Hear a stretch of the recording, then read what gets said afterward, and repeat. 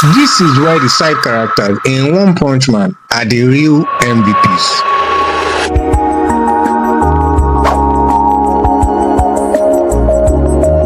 Let's face it, Saitama is the guy who shows up to a party, eats all the chips, and then leaves without saying goodbye. Sure, he's the star of One Punch Man, but let's be real, his whole shtick is being so overpowered that he's bored. Meanwhile, the side characters are out there having existential crises, losing limbs, and fighting for their lives. They are the ones stealing the show, and honestly, they deserve it. Let's dive into why Genos, Garou, and Moment Rider are the real heart and soul of the series. Why Saitama is just there to remind us they can one punch anything. Genos, the cyborg who can't catch a break. Genos is like that one friend who is always trying to level up in life but keeps getting knocked down by the universe. He's Saitama's loyal disciple, but let's be honest, he's basically the main character in a shonen anime that accidentally wandered into a parody. His tragic backstory and his quest for vengeance give him depth. While Saitama's backstory is basically, I did 100 push-ups and lost my hair. Genos is constantly getting a shiny metal board handed to him, which makes him relatable. Who haven't tried their best only to get absolutely wrecked? But here's the kicker, he keeps getting back up, even when he's missing an arm or two. And his relationship with Saitama, pure comedy. Genos idolizes Saitama like he's a god. But Saitama is just like, hey, wanna go grab some ramen? It's like watching a golden retriever try to impress a cat. Genos' growth, both as a fighter and as a person, makes him way more compelling than Saitama, who is basically just waiting for someone to give him a decent fight.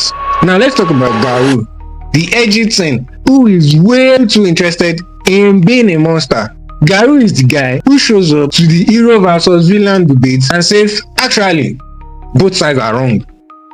He's the hero hunter, but he's not your typical bad guy. He's more like that one friend who is always ranting about society while wearing a leather jacket.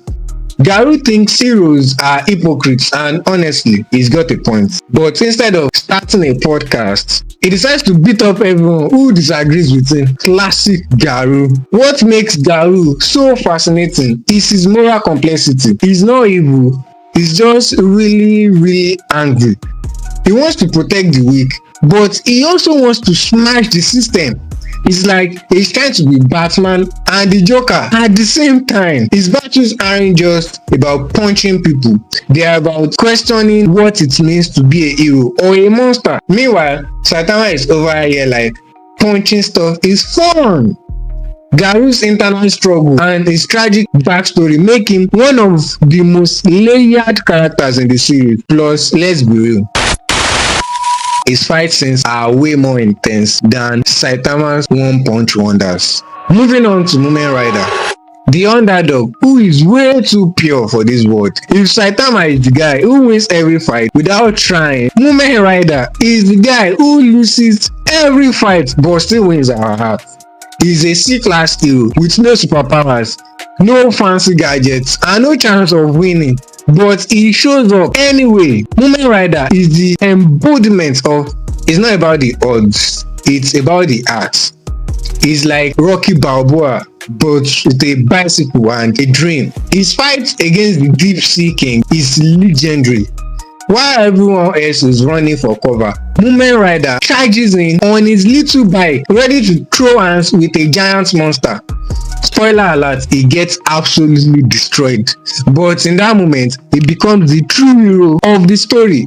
He's not fighting because he thinks he can win. He's fighting because it's the right thing to do.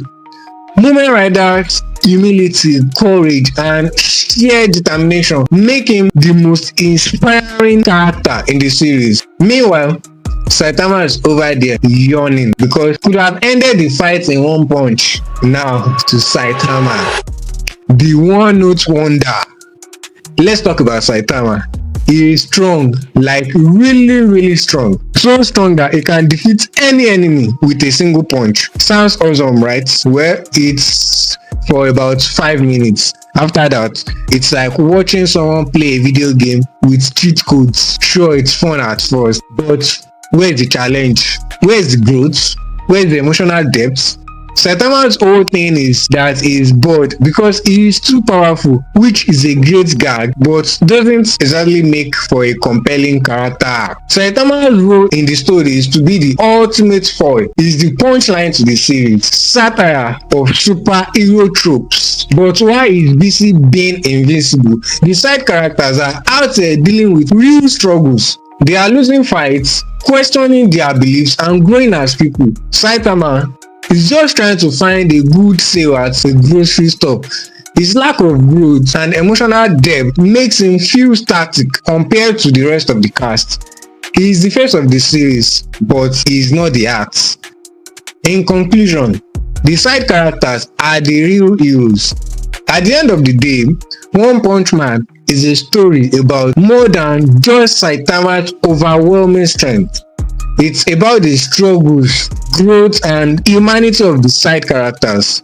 Genos' relentless pursuit of power, Garou's moral complexity and Mumen Rider's unwavering heroism are what give the series its emotional weight. They are the ones we root for, cry for and cheer for.